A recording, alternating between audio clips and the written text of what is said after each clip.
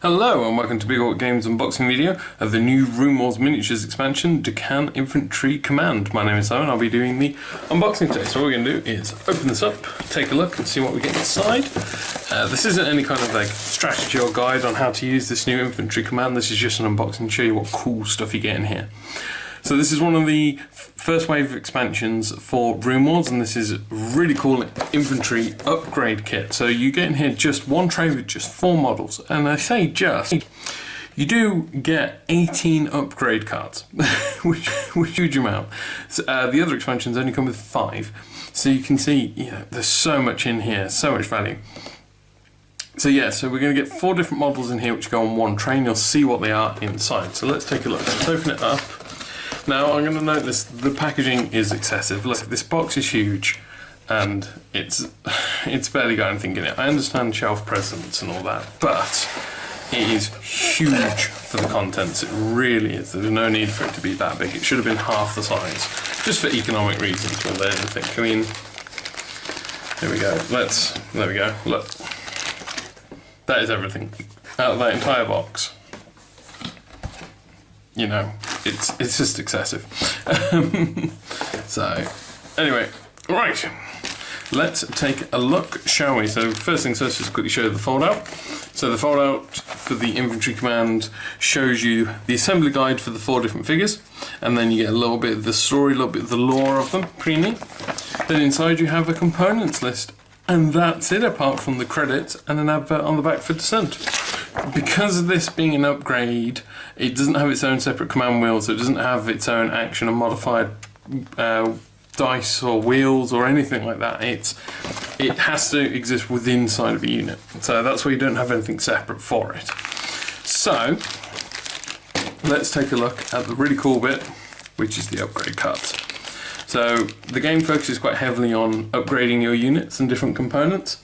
Most of what we're seeing here is brand new, which is really cool. And as I go through, I've played the game a few times. I'm not a huge player of it, just because there are far too many things to play, unfortunately. But I'll try and show you what I can. So we have here Fortuna's Dice, which is a 6-cost artifact. So melee or ranged, exhaust the card to change 1 die to a face of your choice. Pretty much what it says on the tin. Good little modifying dice modifier. We then have Artifact Bearer. So this, as you can see, it's one of the upgrades for the tray. You've got its stats there. It's 4 points. Shows you it's Daqan Infantry upgrade, and it adds the artifact to the units available upgrades. And when it's removed, you lose that artifact upgrade, because normally the infantry wouldn't be able to take artifacts. So it's that bearer that you can take that allows you to take that artifact. But if you die, you lose it, so be careful.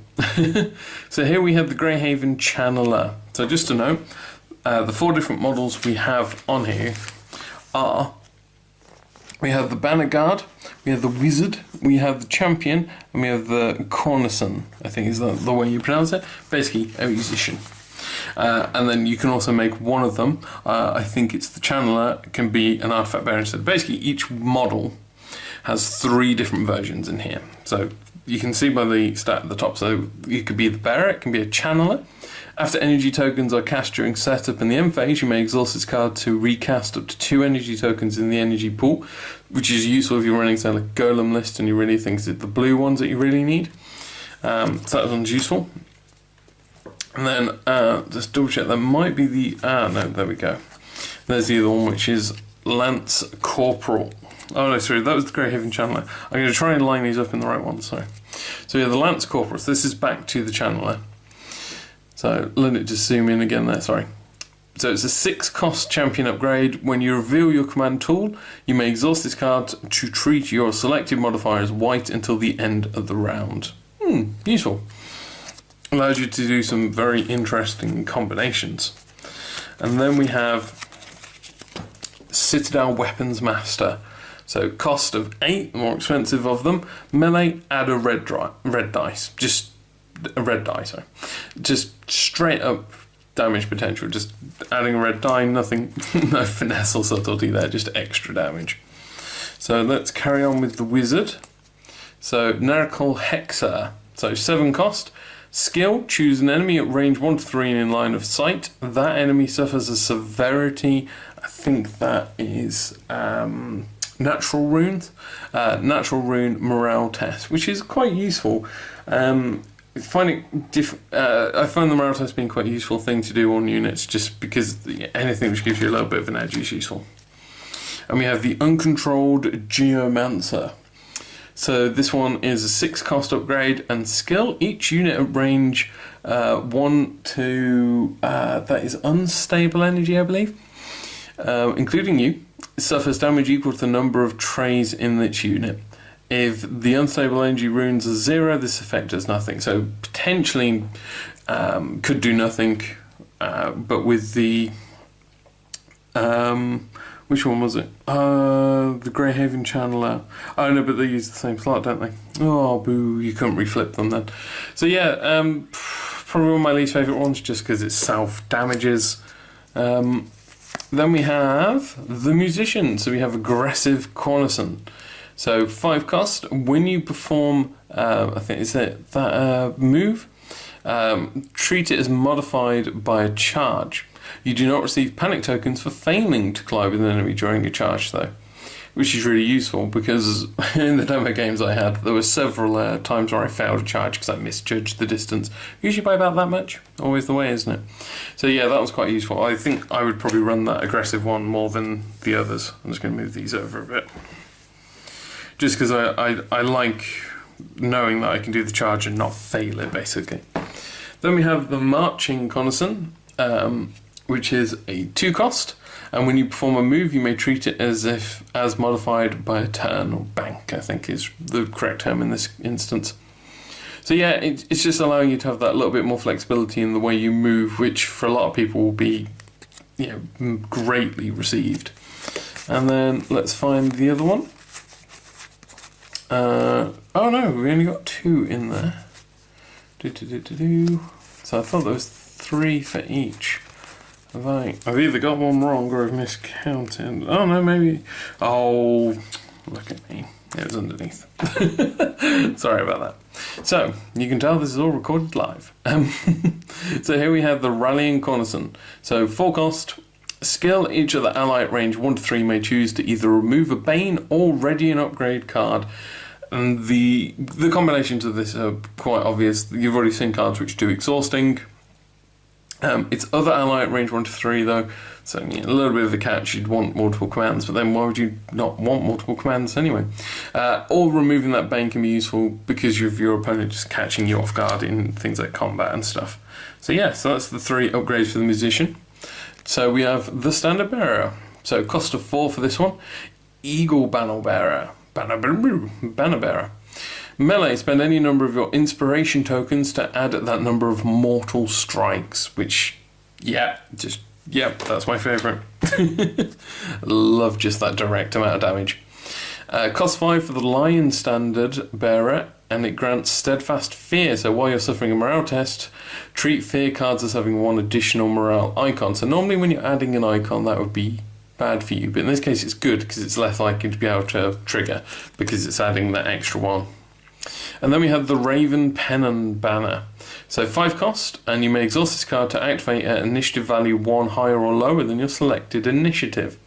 Use this ability when the unit would activate if it had the altered initiative. Because that was my... Without having read further, when I first read that, I was like, yeah, but when do you activate the card? And it says right there. So say you're doing initiative 5 maneuver, when it gets to the initiative 4 step, you can be like, aha, Raven Pennant Banner. And yeah, you get to activate that initiative. That one, I really love this card. Unfortunately, I'm not very good at the sort of probably making the use out of this as much as I would compared to something like, you know, the more direct damage one. So yeah, but that one's really good. The other thing to note whilst they're laid out, if you notice, the damage on them is different. So this has got 1 shield, 3 shield, 3 shield. This is 1, 2, 1, 1, 1, 2, 3, 4, 3. They're all different shield values as well. So your points aren't just paying for the ability, it's also paying for the survivability. Now, they're all 1 wound apart from the Artifact Bearer, who's 2, but that seems a bit fairer, seeing as you've got to then also pay for an artifact on top. So here we have some of the more generic upgrades. So we have the The training flank guards. While you're defending, enemies do not add an extra die for flanking you. This was in the Earthsworn Cavalry box as well. Personally, probably better off having this on something like the infantry, in my opinion, because you're more likely to have a big blob of them that gets stuck in the combat, gets mugged down, like held down in the combat, and it gets flanked. So that could be useful, but it's a bit more situational. Rank Discipline. So this is another training upgrade. Forecasting gets Precise 1. When rerolling dice during your attack, you are treated as having 1 additional full rank of trace. It's just what it says on the tin, just very useful for 4 points. Simultaneous Orders, another training, 2 points to buy. And after you perform I'm going to write the Inspiration, is that one? Or is it Rally? I always forget what that symbol means. Well, the name of it, sorry. You may resolve the effects of another... Oh, it's skill, isn't it? I'm sorry. After you perform a skill, you may resolve the effects of another of your skill abilities. Yeah, seems pretty good. File Leader is 6 points. After an enemy collides with you during a charge, perform a melee targeting that enemy before that enemy's melee. Melee. This melee can only be performed while your command dial is revealed with the melee selected, though. So there is a limitation to it. You can't just infinitely spam them out or anything, or you sort of can. But you have to sort of set it up, so yeah. And then we have Fire Rune equipment. 7 points. Skill, perform a ranged attack rolling 1 red die. Each hit of this attack causes a defender to suffer damage equal to, I think it's unstable runes instead of your threat. So yeah, interesting one. So yeah, loads of upgrade cards and lots of stuff going on. Like I said, unfortunately I don't play the game huge amounts, so I can't give you any sort of true guide on which ones. I can just point out which ones are my favourite, which are things like adding the red die and stuff like that. So, but there's so, like 18 upgrade cards. It's just an insane amount of upgrade cards to have, especially in the normal expansion. I say normal. The other expansions have like 15, you know? Sorry, 15. 5. Not 15. No. So yeah, so I'm going to try and show you some of the components from these, simply because they're in lots of pieces, unfortunately, so it's a bit more awkward. So I'm going to try and put this one together. So this is the standard bearer, who I believe goes on this body. So I'm going to see how difficult it is. Now I'm trying to carefully, yeah, there we go. So you've got to bend it a bit, which isn't fun. Yeah, that's not good. But then it'll soon straight back up once it's pushed into place. So yeah, so I haven't got his legs on, unfortunately. I'm afraid he's a legless standard bearer, but the detail on the molds are really good. Good as always. Plenty of nice, bold, standing out details. Few little bits here and there as well. Little nice bits like little nicks and stuff on the armour, nice touches. Nice big flat banner there. Sometimes it's a mixed opinion on whether the banner should be just like a smooth and flat canvas, or whether it should have some kind of decoration on there, like, you know, some kind of motif or something. But I like it when it's a flat one. You can get transfers or paint your own design on it. Then let's take the arms off in there before we damage anything. So yeah, there's plenty of stuff in here. This one, is this the wizard here? I think this is. So let's try. There we go. Push some of it together. So we haven't got the whole model together. He's a bit headless at the moment. There's lots of scrolls there which will allow you to put some nice sort of standing out details on him. You could decide to, if you're really good with fine detailship, you could paint some nice bits on there, like little writing and stuff. And you've got the staff. There's lots of different ways you can paint this guy, which is cool. And then we have in here the other two. Let's just have a quick look at just the big bits. So we have this great big horn here. Hey, watch it. So we have this great big horn, which is really nice. Again, lots of detail on it. That'll look pretty cool. I think I have the same problem I just had with the Stern and Bearer of slotting them in by the looks of it, but drop it on the table as well. Yeah, so, and everything else is a bit bitty to show you in the individual components, but everything is up to FFG's usual high standard of detail. Nice sculpts, they'll look really good painted up, and I do implore anyone who has this game to please paint them up, because they look so much prettier when you do. So yeah, so that is the Daqan Infantry command. Absolutely fantastic set, cannot recommend it enough. It adds so much variety to your infantry, and I love spamming mass infantry because it feels like a real war game then. So fantastic upgrades, fantastic amount, because you've even got stuff that can be used on, because you imagine all this is basically the infantry command effectively. So yeah, this adds you a nice few upgrades to use elsewhere as well as inside the infantry command, which is shows a good value of an expansion when you can use it in things that aren't just itself. So yeah, so remember, everything you've seen here today can be bought and sold on our website, bigorbitcards.co.uk. Remember to like and subscribe, check out my other RuneWars unboxing videos if you're curious about the rest of the recent expansions or want to check out the core set. Otherwise, if you have any questions, feel free to leave them in the comments below, and I'll see you next time. Bye.